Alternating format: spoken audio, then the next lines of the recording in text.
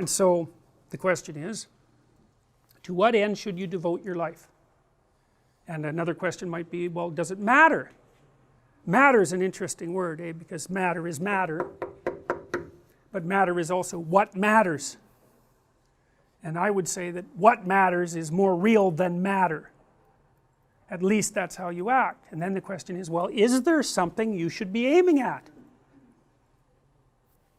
It's a good question. That's the question of the meaning of life. And you know, one of the things that's supposed to happen when you come to university is that that's the sort of question that should be addressed. And as far as I can tell, and this might just be my more cynical side, what I see happening to university students, generally speaking, is that they come in clinging to the wreckage of their culture and floating with the pieces, and those pieces are taken away by professors who tell them that everything can be deconstructed and nothing has any real meaning. And it's like when you're finally educated, it's when you're floating out on the ocean and you've got nothing to stay afloat with. It's like, well, then you're done and you can graduate. And it's like, I don't see that as useful. Quite the contrary.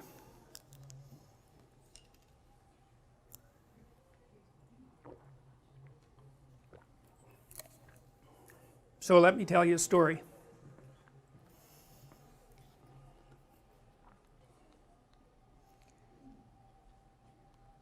The first thing I'm going to propose to you, and we'll talk about this a lot, is that you inhabit a story. That the framework through which you look at the world is actually a story. And here's the story. The story is, you're somewhere and you're going somewhere. And, you know, that can be conceptual or whatever. It's that, but there's a gradient between where you are and where you're aiming at, which means no more really than you're doing something while you're sitting there.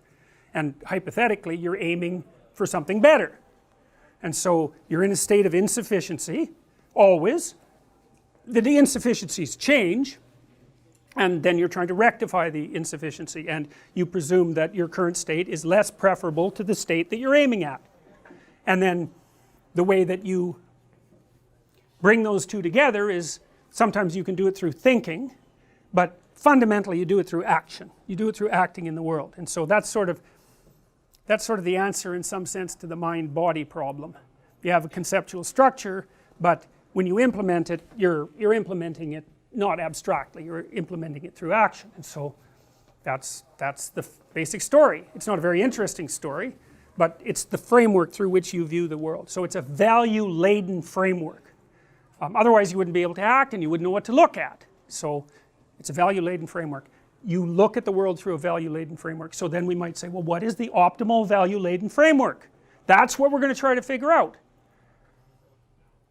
Now, I told you about the war that went on between the communists and the West and how that obsessed me. And so one of the things that I really wondered about was, well, was this just an arbitrary thing?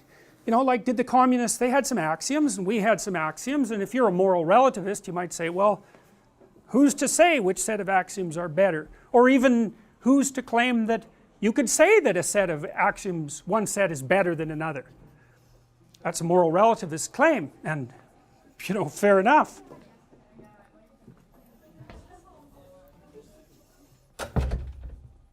So I thought, well, maybe this is just an arbitrary thing and it's going to be settled by force, because that's how you settle an arbitrary claim between two competing systems where there's no room for negotiation.